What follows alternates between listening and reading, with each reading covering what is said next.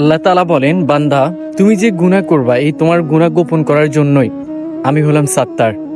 তারপর আল্লাহ তাআলা বলতে থাকেন, বান্দা তুমি যে গুনাহ করে জাহান্নামের মধ্যে পড়বা, তোমাকে জাহান্নাম থেকে জান্নাতের মধ্যে প্রবেশ করানোর জন্যই আমি হলাম গফফার, আমি হলাম রহমান, আমি হলাম রহিম। তারপর আল্লাহ তাআলা বান্দাকে অত্যন্ত চমৎকার ভাবে বলতে থাকেন, বান্দা তুমি যে সকালে ফজর নামাজ পড়নি, তোমাকে রিজিকের ব্যবস্থা করার জন্য, তোমাকে নাস্তা খাওয়ানোর জন্য আমি হলাম মালিক, আমি হলাম রাজ্জাক।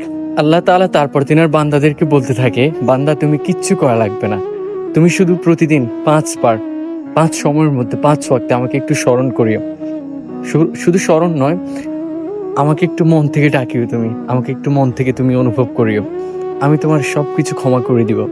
তুমি যদি 70 বছরের কুফরিও করে থাকো, আমি সেটা তোমার এক ফোঁটা চোখের পানি দিয়ে তোমার জিন্দেগির সবকিছু মাফ করে দিব।